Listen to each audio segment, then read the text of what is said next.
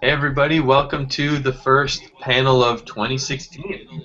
With me I have some of the youth leaders from last year's GYLS. We were supposed to have 9 of them due to some technical difficulties, some scheduling problems. We've only got a couple, but that's good. They got more time to talk, so I'm going to let them introduce themselves. We'll start with Mary. We'll kind of go time zone wise. So Mary, you're on. Okay, So hi, my what's your name name? is Where are you from? And what time is it?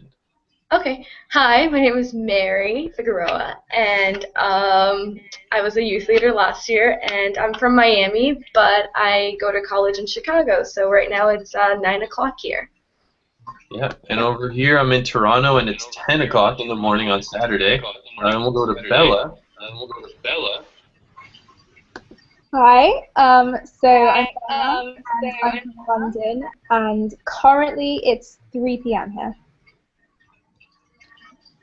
Awesome. And we'll go to Matt. What's up, guys? It's Matt. I'm in New Zealand, and it's 4 a.m. That's so intense, dude. All right, so let's start with, and we'll kind of go in that same order. We'll start with Mary. There's a whole bunch of questions that we want to know. We all want to know, what did you guys have to do to become youth leaders? Why you? Why were you guys chosen? So the first question, actually, even before that, is why did you even want to be on the youth leader panel? You're on. Okay, okay, so definitely it has to do a lot with, I think, my human need for contribution, and this is one of the best ways that I know how to give back to the planet, essentially, and to people of my age. And it's also so much of a learning experience going through, the years and being an ambi, then going to being an alumni, and then finally coming to be a youth leader, and hopefully later on a youth coach. So I think that's the main reason why I wanted to be on the panel, just because it's such a great way for me to give back and really get that sense of contribution, and so giving back to something that I'm like so passionate about. So yeah. Awesome. And Bella, why did you want to be on this panel? So I think it's such an amazing way to, because I remember when I was alumni and I was looking at all the youth leaders and listening to their advice of what I could do to be a youth leader material, get in as a youth leader and give back to others. And it's amazing that I can now do that for others. It's kind of a way of giving thanks to those who did it for me. That's amazing. And both of you actually spoke on the contribution panel. You talked a lot about giving back and why you wanted to be on there. Matt actually wasn't, but he's on here now, so let's hear from Matt now. I'm going to unmute you. Matt, why did you want to be on this panel? Well, because at GYLS we kind of learn about contributing. We learn about so many different things, and I guess all the opportunities that you have to be able to put them into real life practice, I believe you should take. And this is just one of those perfect examples of, I guess, an opportunity that GYLS has provided us, youth leaders, to be able to put in practice what we've actually learned. So that's, I guess, why I'm taking this opportunity, so I can serve, so I can get better at, speaking and all those kind of things. Yeah, for sure. I think it's also a lot about the love that we have for the people that do put so much work into this and do end up coming, even if we haven't met them yet. There's definitely like an unspoken love even before everybody gets there that's definitely super present, and that obviously drives us immensely. So yeah. Yeah, for sure. So I'm actually going to go back to Matt to start. We'll kind of go backwards this time. I know everyone's obviously wondering, like, the big question is, like, why, like, not even why, but how were you guys selected to be youth leaders? How did you have to show up as an ambassador? What made you stand out among the 250 people to be like, that guy in 2 years when he comes back as an alumni, and then the following year we got to get him as a youth leader? So maybe, I don't even know if it was a conscious thing, maybe you were just being yourself. But was there anything specifically that you had in mind? Like, did you have your outcome when you showed up? Like, I want to be a youth leader. I'm going to show up differently as an ambassador, and then especially as an alumni. Because I know as an alumni, a lot of people are thinking like, oh man, I got to step up and I want to come back as a youth leader, so I'm going to really take advantage of this opportunity. So let's just talk real quick about how you showed up as an ambassador and as an alumni in what your eyes and how you think you were selected to be a youth leader. Let me unmute you quick. There you go. Yeah, so I think I kind of showed up a lot at the event, you know, by, I guess, in my opinion, being myself in a way. I wasn't always the, you know, the person in the group that was making the most noise, or I guess being like, you know, stereotypical leader, but I always wanted to be that person in the background, you know, making sure everyone on the team was all right. And although it wasn't always seen, and this is, I'm talking ambassador year, it was definitely kind of noticed. So I guess I never got leader of the week, but I got or that kind of, you know, recognition as a leader within the group. But it was always that kind of always trying to be there for my teammates, because I'm a big believer of you know, if you're not the best at doing what you have to do, and there's someone better than doing it, like, let them do it. And for a lot of the activities and all that, I wasn't the best at, you know, doing it, so I wanted someone else to lead. So my role, I kind of guess that I fell into, was supporting the team. Very Yeah, if cool. that And makes sense. actually, I'm pretty sure this past year, you actually won the Olympics. So out of all of the youth leaders, you definitely led your team to victory. So we'll talk about that a little bit later. So remind me. We'll go Bella next. Same question. How did you show up as an ambassador, and especially as an alumni? In your eyes, like, what did you do to be chosen as a youth leader? So when I was an ambassador, I was actually a really shy person, but when I went, I was told by my brother that if I wanted to get the most out of the week, I had to play full out. And so if you'd met me at GYLS as an ambassador, you would never have known how shy I was outside of GYLS, and I was so confident, and it was just, you know, the phrase, fake it till you make it, just the fact that I became this confident person at GYLS, I just never returned to who I was before. And then after GYLS, I started this foundation so that I could then teach what I'd learned to other people. And then in my alumni year, I realized it is now my time to give back. It's now my time to say thank you to GYLS and give the ambassadors the same experience that the alumni had given me as an ambassador. And because it's so important, the alumni's role is so important, because people look at them as shining examples. And when you're an alumni, it's kind of like a dress rehearsal for youth leader, in a way. It can be your dress rehearsal for youth leader. And it can be the way that you practice being a youth leader.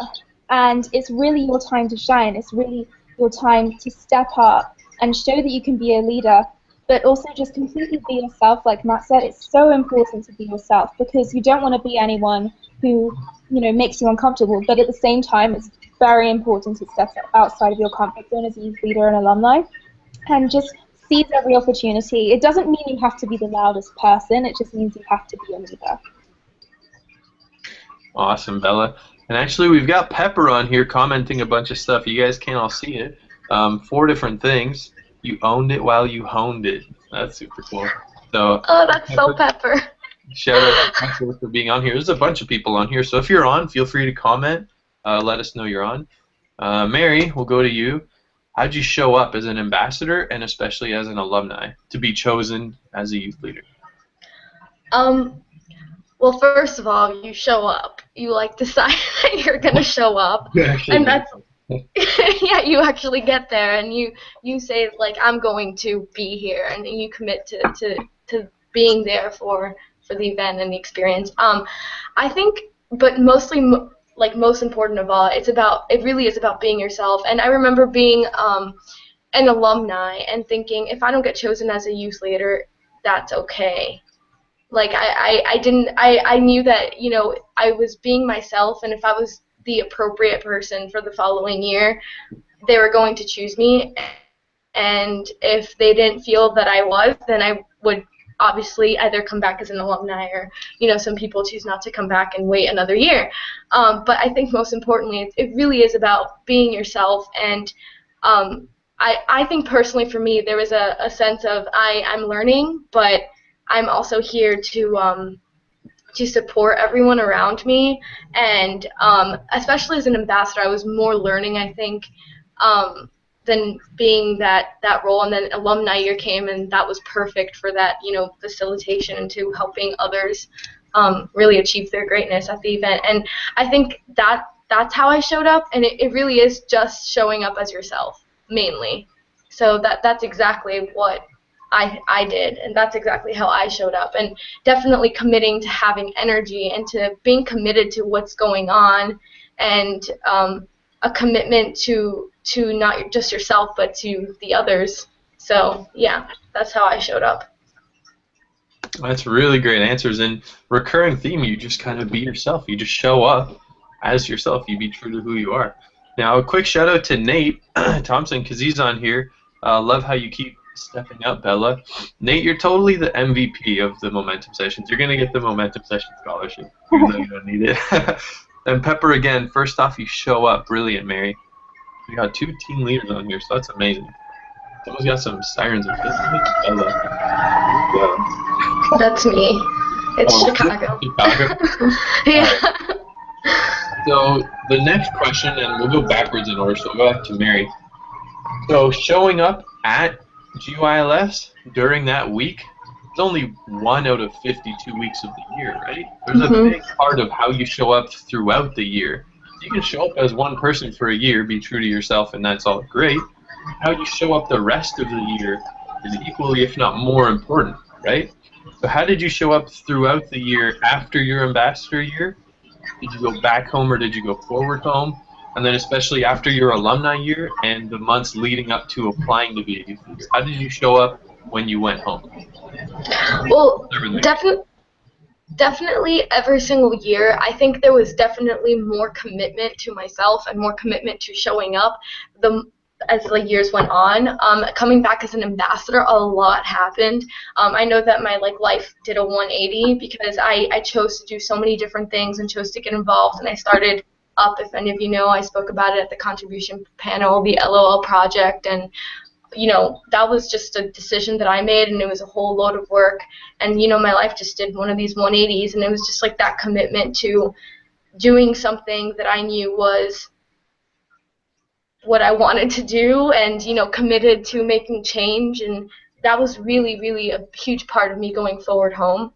And like you said, I mean, GYLS is 1 week of 52 weeks in a year, so there are definitely lows. I mean, it's not like you're gonna come home and be, yeah, like making your move every second, and but that's what we all have each other for, and so that we are human, so that we can support each other and really be there for each other through the process of showing up as being the change that we want to see in the whole world.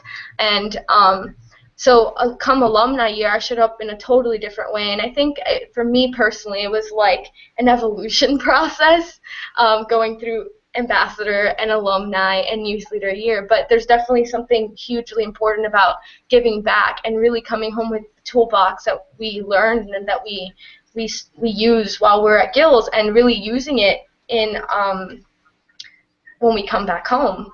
I think that's most important of all, and using it in every way that we can, I think, is the best way to make a difference and make a change, and people see it. The results are very evident in the people who do use them and do go forward home and really push for them. And yeah, I think that's basically the structure of what happens when you come forward home and how you should show up. And I think it comes naturally. It really does. If you're in love with it, if you're passionate about it, if you truly believe in it, it comes very naturally. So a huge part of it is also just being yourself and knowing what you want to do and how you're going to get there, and committing to yourself amongst everything else. So yeah. Awesome. Great answer. Bella, same question. How'd you show up the other 51 weeks of the year? And maybe specifically, what did you actually specifically do? I know Mary talked about how she started up her LOL project. I know you have a bunch of things going on. So how did you show up specifically? So first of all, I could answer this question for hours. And you could run a whole session on it. But being slightly less specific, you can apply literally everything you learn into every single part of your life. So you can step into something stressful, like, I don't know, an exam, and you can, or if you're allowed to, you can make your move, or you could internally do it. But just having that confidence to do absolutely anything, and it's just incredible. And okay, so specifically, my biggest thing is my foundation, which I'm very proud of because it's just the most amazing thing to be able to do. And I've been making new workshops, and I finished a website, and yeah, so I've been doing loads of workshops in school and teaching girls to love themselves, and it's been so incredible to see these girls and boys, and yeah, so it's been so incredible to see other people grow and do these same exercises, and so that's like the main thing which I'm most proud of. And I do a lot of community service. I volunteer at care homes, and I look after kids, and I work with speech therapy. And the thing is, I don't do it just to say, oh, I'm doing this for, just for the sake of doing something like that. I do it because I know that it's my time to give back, and this is my growth and contribution, and it completely fulfills the need.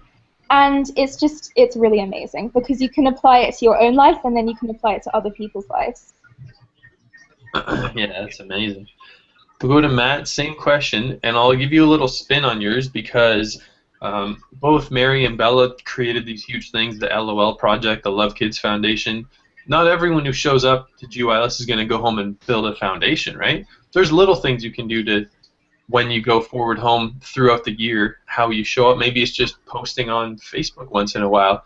Maybe it's just volunteering at a little thing. So maybe you can talk about how you went forward home and how you showed up throughout the rest of the year, but also little ways that you can do things instead of starting a foundation. Well, yeah, I guess it's just showing up in every area that you can. But I actually do personally run nationwide workshops on self-empowerment for dyslexic kids. I get like 250 kids to various workshops. I think, yeah, 300 is my biggest workshop that I've run now. But it's like, when I first started after my ambassador year, it wasn't like that. It was like, okay, I'm dyslexic. I want to help other dyslexic kids. I'm gonna post this workshop, and I'm gonna get kids to come. And because what I've learned here is just so incredible that I want everyone else to be able to learn it. So it was like seeing how incredible something can be and wanting to bring it home to everyone, because it's not like, I come from New Zealand, right? Going to America is a big deal, and getting over there is hard and all that. So it's not actually a possibility for most kids to be able to go, like, especially coming from New Zealand, and not everyone can go. But the importance about going is not to go and come home, I guess, a different person, but it's to be able to go and come home and be a different person that impacts on everyone else's life in a positive way. I think that's the most important thing about going. It's all about what you do when you get home, because it's easy to be a leader where everyone's non-judging, I guess, very nice, kind and supportive. But when you get back into, I guess, the real world, it's not like the real world's a dark and nasty place, but it just takes, I guess, more balls to, have to step up in front of the people that you see every single day and kind of go, actually, no, I don't want to do it like that. No, I don't want to do it like that. It's like, this is the standard I'm setting for my life, and if you can't keep up with it, oh well. Kind of see you later. Like, I guess being not like brutal, but just kind of knowing what you want in your own life, and just willing to sacrifice it all in a way just for that greater good of mankind. Like, in my mind, you don't have to do something huge, and I guess when you do something huge, like, I don't know, like maybe like running a workshop for a kid or starting like one-on-ones with people, it's all about what you do every single day, like whether or not you're doing that. It's all about being there for everyone else, just 24/7. Yeah, man. I'm gonna mute you quick because of the feedback, but dude, you are a superstar, man. Like, I don't think people realize the level of the three people that we have on this panel right now. You guys are all doing crazy epic stuff. Can I add to what Matt said real quickly? I think it also comes naturally with being people who care, and just because we care, we figure out ways, we find ways, we come up with ways. I mean, when you care, it's crazy what the mind can create, really. And I think the greatest things are created through people who genuinely care, because if you genuinely care, there's a whole ripple effect that happens right after that. And it just keeps going, and it really never ends. It really doesn't. And I think the reason why we've all done so much and given back, even if it's in the small ways, it's because we just so genuinely care. So I think at the root of all of this, it's just genuinely caring. Yeah. So I have an interesting question. Since you guys all are doing huge things, what's the biggest thing you've done, your biggest achievement, your biggest contribution achievement, I guess, since GYLS, and one of the smaller ones that you're really proud of? Maybe it was just like, I don't know, helping someone cross the street or something, like just a random little insignificant thing, but that impacted you. And we'll start with Bella this time. Wow. It's hard So to think your of biggest thing and then a small one, both. Yeah, I mean, it is pretty hard to think of it on the spot. One of the biggest things which I'm most proud of, so that was one particular girl. I obviously won't say her name, but she so she came to me because I met her at, it was some sort of event years ago, and I think it was after my alumni year, and she had basically no place to live, and she was completely depressed, and she was hitting like a very, very difficult time in her life. And all I didn't tell her what to do. I didn't, like start saying to everyone, oh, I'm helping this girl or anything. But all I just did is I held her hand through what she was going through. And now she's she's such an inspirational, amazing, beautiful girl. And she's honestly come so, so far since then. And she's started her own foundation to give back to people. And she's just very, very inspirational and amazing. And she said to me that I basically inspired her to do the same thing, because we'd been through a lot of the same things. And this one particular girl, I don't know, she just touched me so much in the way that she changed, and just the fact that I was able to help her do that was just amazing. So a small thing that I'm proud of. Small thing that I'm proud of is okay. So I learned about the power of forgiveness, and the fact that obviously sometimes the hardest but most important thing to do is to forgive someone who hasn't apologized, because otherwise it's like holding on to coal and expecting them to burn. And when I was younger, obviously I was very, very bullied, and I'd been holding on to this grudge against these people for so, so long, but I finally allowed myself to grow, and I forgave them, and it's amazing now. It's really, really amazing. It feels so much more free. That's incredible. We'll go to Matt next, so let me unmute you quick. Your biggest contribution achievement since GYLS, and then just a little one. So, to be honest, my biggest contribution would have to be doing this workshop up in Auckland, right? I live at New Zealand's in two islands. I live at the bottom of the North Island, and I did a workshop up at the top of the North Island. It's not my hometown or anything like that, and I have a website where I promote my events. And so I was hoping for a crowd of I think it was 150, and I managed to pull through with 300 people showing up.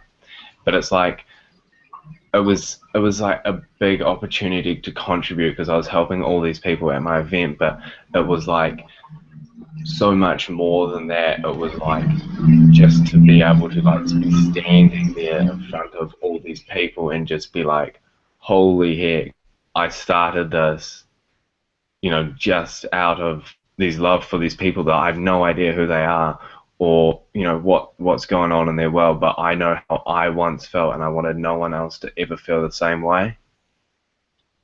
and just to be standing there in front of them all and just going, holy heck, like you all showed up here today because of me, like not in like a, you know, egotistic or selfish way, but it was just like that one time where it was like, you know, like kind of standing there and looking at myself and like not, I hate to come across as like look at me kind of way, but it's like, whoa, like I'm living, I'm, you know, like I'm doing what I'm talking about doing.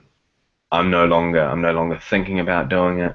I'm no longer talking about doing it. I'm actually doing it. So that would have to be the single biggest thing for me. That's amazing. The smallest thing would, as a, I guess, not the smallest, but one of the ones that I guess wasn't on a large scale like that, where I guess I was, you know, being a leader in a sense, was on my school bus, right? This kid broke his wrist getting on the bus, and he was sitting up there real quiet and like trying to fight back the tears, and his arm was obviously broken, like you could see it, like physically broken, and everyone else on my bus was like, ooh, like, oh, that's so gross, that's so painful and all that. And, you know, I just sit on the stairs, like on the floor of the bus next to this kid, and I go, hey, look, can you call your mum? We'll get off at the next stop, and then she'll take you to the hospital. Like, and then, you know, I just like, he calls up his mum, I help him like dial the number, like, because his arm was broken, like, and we were resting it on his backpack on this bus that was like moving around, and every time we moved around, he's like, ah. And, you know, I had no idea what I was doing. I had some almonds in my bag, and I'm like, oh, eat these will be good, you know, keep your mind off it. Like, I had no idea what I was doing or talking about, but like the fact that no one else was willing to step up. You know, I talked about, you know, if you're, you know, I believe if you're the best at doing something, you got to step up and do it. No one else was stepping up, and I was not the best. But I was just like, in that moment, like, I was just thinking about it, and I did it, and, you know, I got off the bus with the kid, and, you know, I was waiting with him for his mum, and like, it doesn't seem like a big deal, and, you know, no one really ever found out about it, but like, that wasn't the intention. It was like to help this kid out. That's amazing, man. That's amazing. Meet you quick, dude. That's incredible. I actually broke my arm. Oh, wow. Here, you have all kinds of crazy noise going on in the background. I'll meet you again too. I broke my arm, like, I don't even know. I was in elementary school way back in the day, 10, 15 years ago. I wish I had someone like you, dude, to help me out. That would have been so awesome. Let's go to Mary. Hopefully the sound is okay.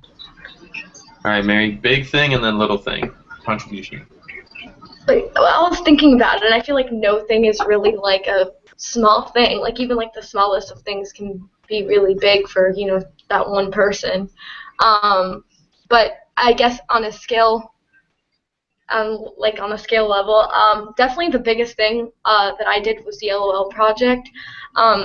I don't, before there were GYLS Momentum sessions, there were just little hangouts with a couple of people when I was an Ambi, and I think I was like one of the few Ambis always on there, and like, I don't know if you guys remember, but it was like right around that time where I became an officer for that organization, FCCLA, and that organization allowed for me to like have major scale impact on youth, because it allowed for me to have the resources to travel, visit schools, go to conferences, speak to people, speak to youth, and prepare. And I had coaches who helped me, you know, really just elaborate and create this like awesome program. And for a whole year, I was allowed to just go to all these places to give my message. And I was young, and I'm still young, but, you know, 3 years ago, I was especially very young.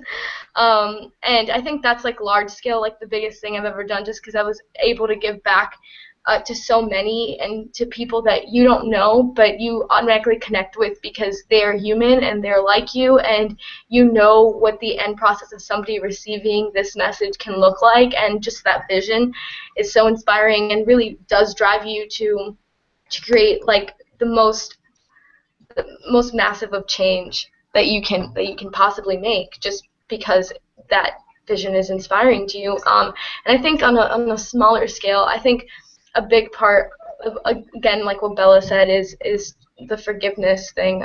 Definitely there is I mean, contributing to yourself and doing small things for yourself, I think definitely counts, because you are a vehicle for change.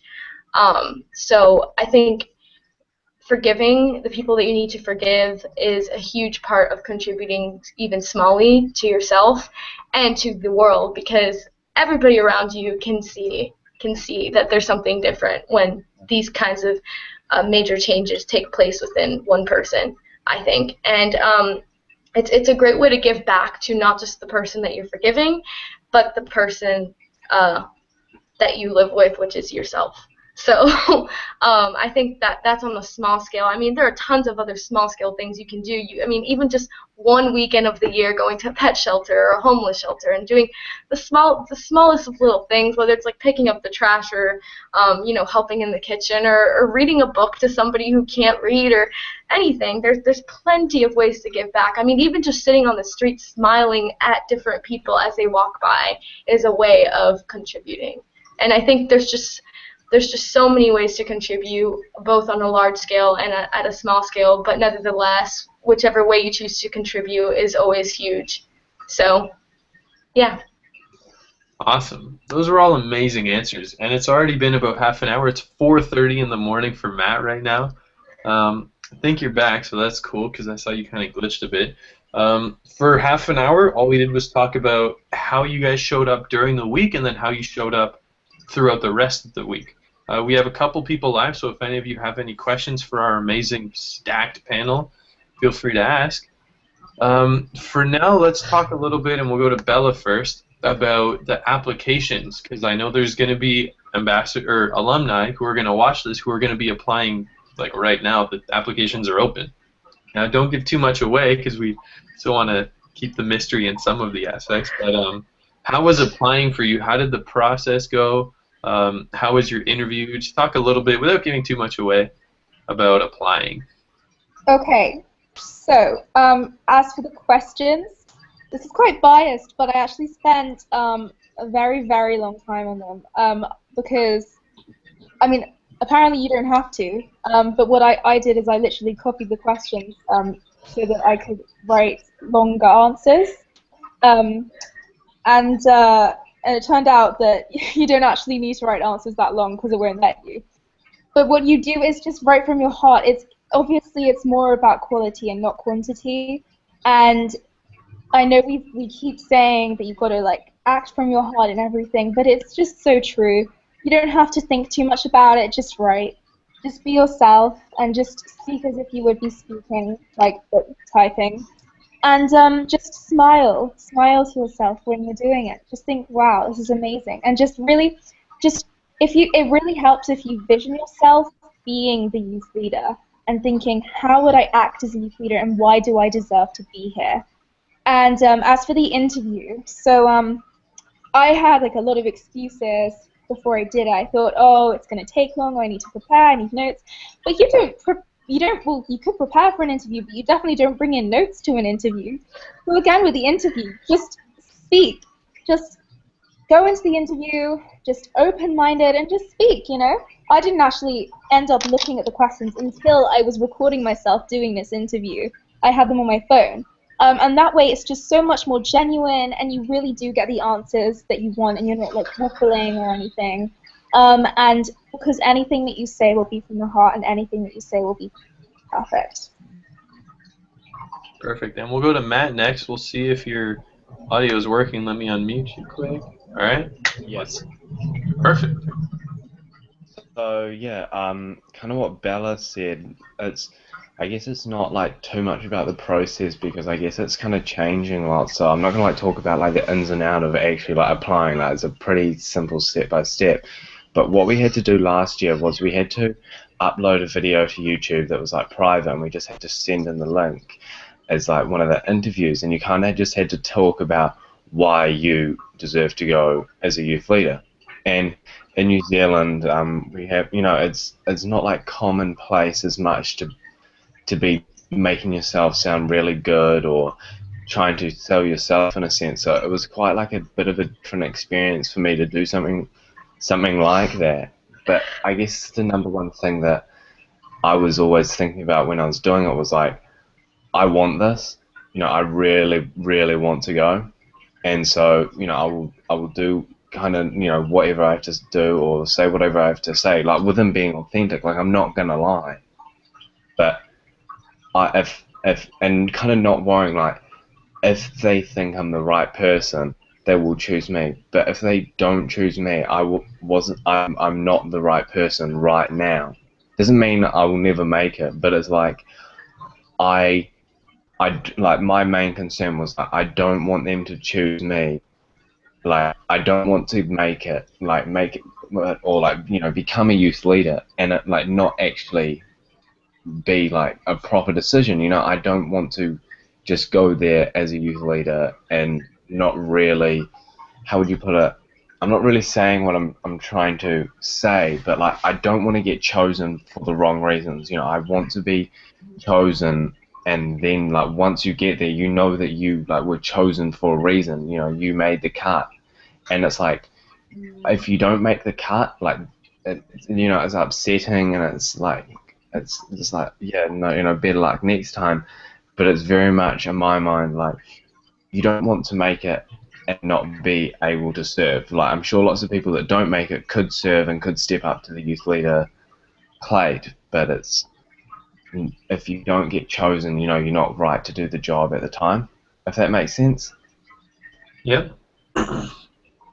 Yeah, and you all earned it like a lot. Definitely. We'll go to Mary, and we actually have 2 questions lined up, but we'll do Mary first. Talk about the interview process, and then I've got a couple lined up. So yeah, I mean the interview process was do the application, like Matt said, we had to do the video, and I think we had a phone call later on. But I mean everything's been already said, and I mean it really was about really being yourself throughout the application. I think that's so important because I mean they're choosing you for being you, so you can't fool anyone, you can't fool yourself really into it. And what Matt said was like so important, and I mentioned this before. I mean I knew that if I didn't get chosen it was for a reason, and I would have really not liked to have been a youth leader if I knew I wasn't the right person for the job at the time, and I would have gladly waited another year. So it really, the application process really goes, be yourself, speak your heart, and write your heart out, because the questions on there, if you genuinely cared and you showed up at the program, you will know exactly how to answer them. You won't even have to think twice sometimes. Like I know I did the same thing Bella did where I copied and I pasted them so I could like write longer answers and really think out my answers, but it wasn't because, oh, I don't know what to write so I'm just going to slowly like devise an application. No, it was more like there's so much to write and I want to say it the best way I can. So I think that preparation is great. But yeah, that's what the application process is like, and it can be scary because you're tentative and you're waiting the entire time for an answer, and we all really, really wanted this. I mean, this is awesome. This is like a dream. So yeah, that's what the application process is like. It's basically all already been said by my 2 brothers and sisters over here. Amazing. Now we have a question from Nate Thompson and a question from Pepper, which are both awesome. I'm going to go to Elena's real quick first because it seems a tiny little bit quicker, and then we'll go to those 2, which are a little bit longer. We still got about 20 minutes. It's almost 5 in the morning for Matt. This is intense. So let's keep this answer maybe 30 seconds to a minute. From Elena, for everyone, so each of you, what made you want to come back as a youth leader? You guys could talk for an hour on each of these. So we'll start with Mary, and then we'll go backwards. What made you want to come back as a youth leader in 30 seconds? Well, I love GYLS, and I love the people, and I love the mission, and I knew that I wanted to be every part of it. So that was main reason for coming back. So, yeah. That's it. All right. Bella? Okay, so I'll make it real short. Continuity and giving back. Well, it doesn't have to be that short. Like, we still have 20 minutes. Elena wants to... So I think it's so important. GYLS, the end. I think it's so important to leave continuity with returning to GYLS. And also, yeah, I really, really wanted to be a youth leader because I wanted to give back, and I wanted to give ambassadors an incredible experience, just like my youth leader gave me. So yeah, it's an amazing thing to be. Awesome. And Matt, let me unmute you quick. Yeah, so I guess I wanted to be a youth leader because it's being able to be in that environment where you are honing your skills, and I guess in a safe environment where you can, I guess you obviously don't want to make mistakes, but you can, and you got your team leaders to help you out and to be able to guide you. It's really a great opportunity. I'm sure, Bella and Mary would agree with me in saying, what we learned in that year, made us the people we are today, very much so, just as much as every year. But it's the skills that you learned and being able to put them in practice in like an extreme environment. Like you have to be like, leading these 20 kids around in your group, and to be able to do that, like practically, you got to step up. Oh, yeah. So that I guess that's why I wanted to go, so I could step up at girls, and then so when I got home, I knew I could do it. Awesome. And that actually really segues really nicely into Pepper's question. So we'll go there and we'll start with you. What was it like working with the team leaders? How can team leaders make the youth leader experience even better?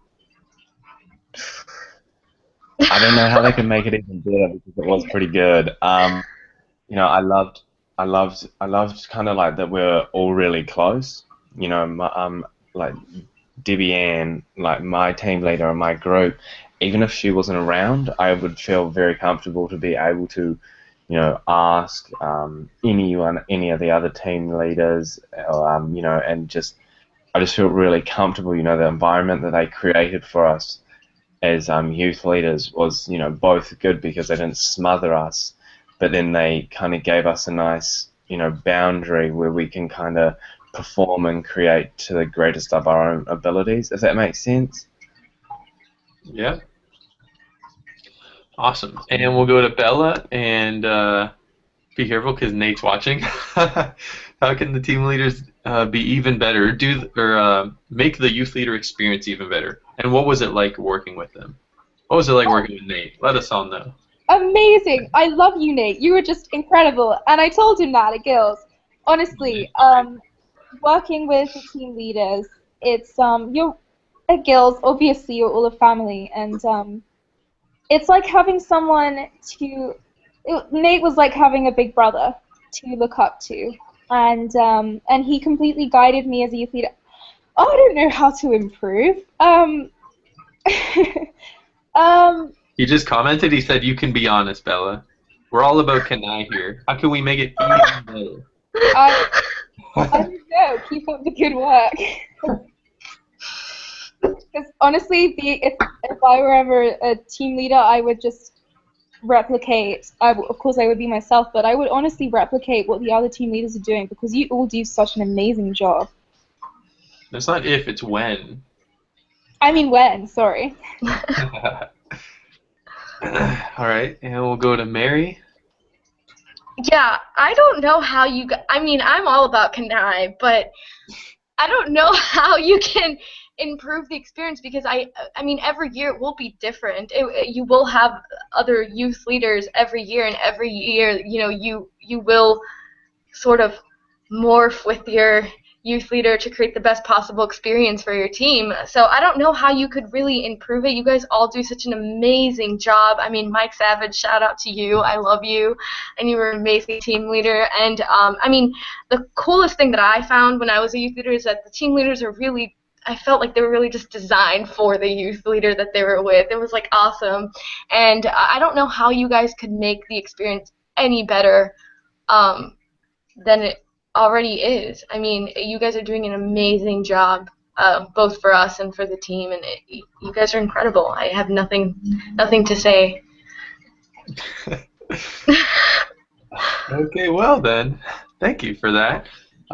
That's awesome. I don't know, Pepper. I don't know how we can make it even better. It sounds like it's already pretty good. You're already doing an amazing job, Pepper. So we'll see if we can get some Kanais out of them. Maybe when they're not live on national television in front of millions of people.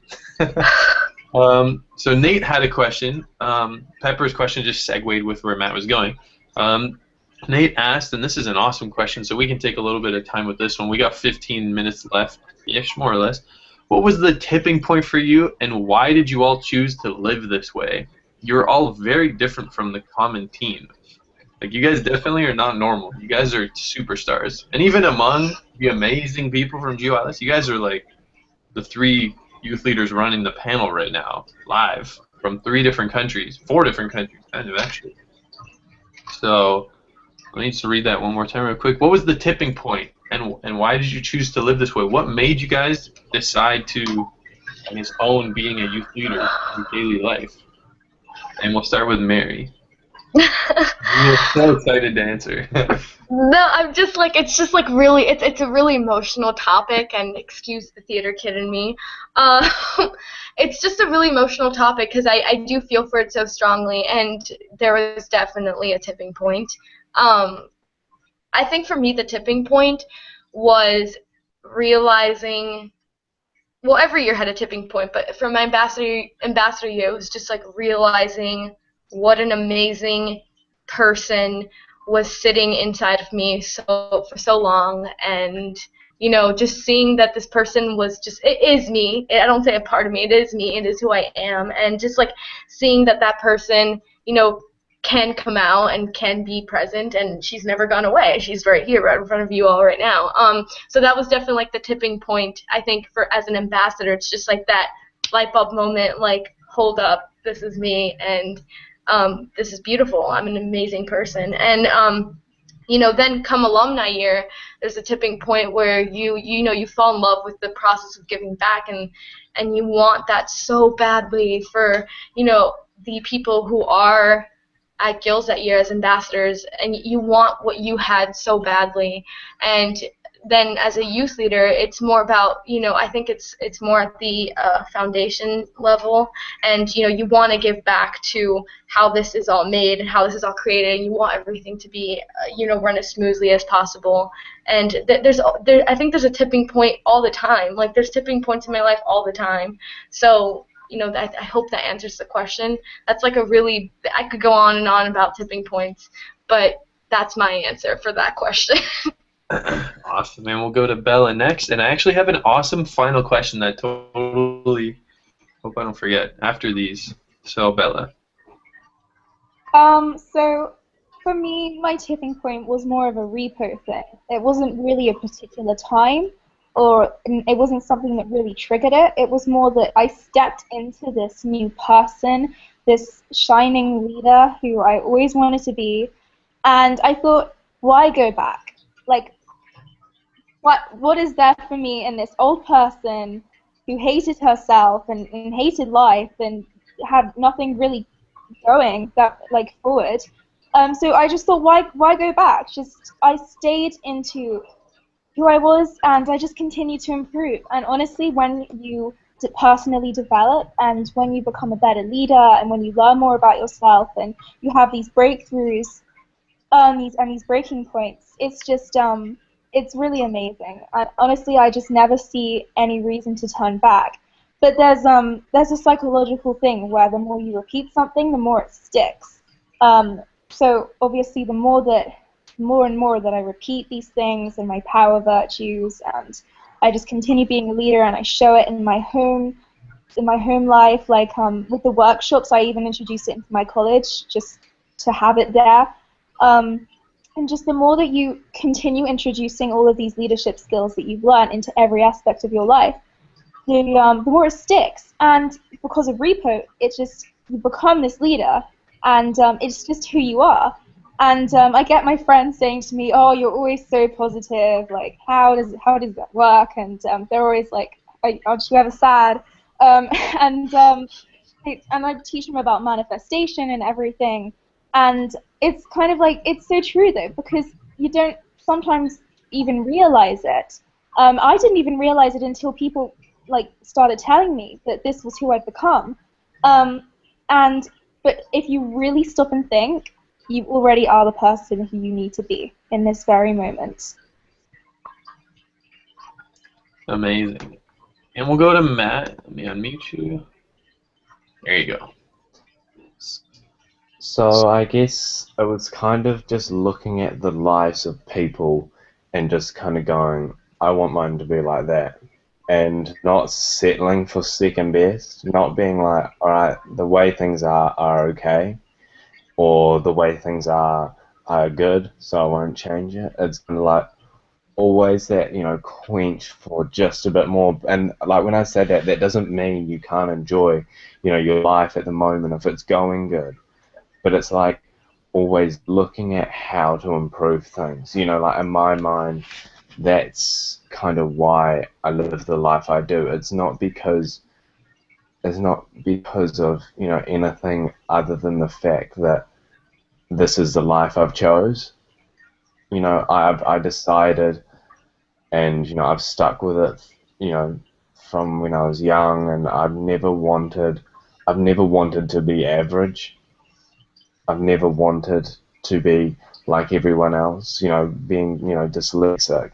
I was never like anyone else in the classroom, so I was like, well, why should I be, similar to anyone else in, other areas of my life? Like, I got my, sisters over here, Bella and Mary, doing it big in other parts of the world, but like, down in old little New Zealand, I'm doing my own thing, and it's just purely to the fact that I know the life I want to live, and I will do absolutely everything I can. Like often up at like I'm up here 4 in the morning, contributing, and I'll be up 6 in the morning preparing for speeches. I've had to give like talks at my assemblies. Like pretty much every day. Like last week, I didn't get a free lunchtime I haven't had a free lunchtime at school for the past 2 weeks, and I've been getting up at 6 o'clock every morning just to get more stuff done in the day. Like it's not, but it never seems like work. It's always like, okay, this is what I'm doing now. This is what I'm doing now. This is what I'm doing now, and I'm absolutely loving it every step of the way. Wow, oh my God, you guys are incredible. Oh man. I think no, we don't have any more questions. That was amazing. And dude, it's like 4:50 in the morning for you. I'm tired for you. I just woke up. It's like 10. It's almost 11 in the morning over here. So we got to get you to sleep for a bit. Take a quick nap before you go and grind again. We get one from Nate. He just said, "Thank you guys. I got to tag you in all these so you can see them." So I won't get into it. Well, actually, yeah, I'll get into this last question. That comes from me because I'm just dying to know. So, as an alumni, you guys kind of lead the debriefs of your home team. You're in charge of a small little group of, I don't know, maybe 6 to 8 people or so with a coach there for your home team. And then as youth leaders, you're on your own with a team of like 20, with the team leader there helping you out. Next year, you guys are going to be youth coaches, and you'll be the ones fully in charge of a team of, I don't know, 8 or so. So how do you guys see that progression? Like, what are you guys excited about? Do we get to see you guys come back as youth coaches? And we'll start with Matt first, since we're already on you. Yeah, so I'm actually too young to be able to reapply, because I'm 16 right now. So I'm actually not going to be able to go back You're 16 as a. doing all this? Oh my God, dude. So I'm actually not going to be able to go back. No, you three But give the world hope. Like, for real. But I guess if I was to go back, it's kind of like to put like the energy in there, because GYLS is a full-on week. There's no denying that, and it's like you're doing it big so much of the time, and it's just to be able to provide those kids with that energy, and if you're not like the most psyched person all the time, they're gonna notice that. And like, even if you're not feeling it, you can't be like, oh guys, let's just go to bed now. You got to be like, if someone wants to grind it through until like 2 in the morning in a debrief, you got to be there. You got to you got to keep everyone up and alert just to be respectful. But I think it's just having that pure energy. And I feel like if you're just completely passionate about like helping everyone there have a good time, but so much more than that, embrace everything of GYLS. I guess that like everything that you're meant to do, like being, I guess, a leader and all that will just fall into place when all you want to do is be there for everyone else. Yeah, man, dude, we need Youth Leader 2.0 or something so you can come back, just like we have Alumni 2.0. Or you can just come be a speaker, because you're pretty much there. Yeah. We'll go to Mary next. I think you're coming back, right? Yeah, I'm applying tomorrow. Actually, I have like a set time to apply tomorrow. Coming back as a youth coach, I'm sure will be very different, as is every single year. I mean, it's super exciting to think, you know, I'm gonna come back and there's gonna be a completely new role for me if I do get accepted, when I do get accepted. And I mean, leading debriefs, it's really about, you know, trying to be there for everybody and trying to do the best of your abilities, be human. I think the debrief is like it's like the most human part of GYLS, because it's just like at the end of the day when you've had time to reflect on everything and you know, really accept everything and that's happened and apply it to your life and make those crucial decisions are really made during that time. And that's definitely, I'm looking forward to it. Yeah, I'm definitely looking forward to being a part of this magic, of all the magic that happens again. And I'm sure that the youth coach role is going to be just as amazing as every other role ever was. So, you know, as long as there's people that are willing to want to come to this, I think I'll be there to continue on with the journey. So, yeah. Awesome. And Bella? So yeah, I have exams right now, and I can't actually apply until March, but I will be. So with the debriefs, energy is contagious. Like Matt said, it's so important to have this energy in them, and it is possible. Like even if it's like really, really super late and it's been a long day, you've got to like maintain this energy. You've got to be in a peak state and step out of your comfort zone, and then it just becomes, you get used to it. It's kind of like mind over matter. And also in these debriefs, it's so important for alumni. It's so important for you to listen, to understand, and not to respond. Because it's then the people will really flow and open up, and it's so important in debriefs for people to do that, because it's really when they get in touch with themselves and they sort of relapse those breakthroughs that they've had, and they feel it again. And I think I've frozen. But yeah, it's really, really amazing, and it's just an amazing thing to debrief. Yeah. All right, we pretty much are at our hour, so I just want to honor you three. Like, the fact that you guys are doing so much and you're so young, Matt, you being 16, like, you could have fooled anyone, man. Speaking in front of 300 people, assemblies every day, skipping lunch. Mary with your LOL project, Bella with the Love Kids Foundation, you guys are doing incredible things. So I just want to honor you guys for coming as youth leaders, for showing up the way that you're showing up throughout the year, and for being on the panel. I know Mary had to wake up a little extra early. Bella cut your day right in half, and Matt, dude, 5 in the morning right now, like, that blows my mind. You definitely win the MVP of having the most intense time for this session. So I just want to thank all three of you for being on here and contributing so much. I know a ton of people got a ton of value. The next session, I think it's in 2 weeks, March 5th, is going to be Anand. So get stoked for that. And we will see you guys all soon.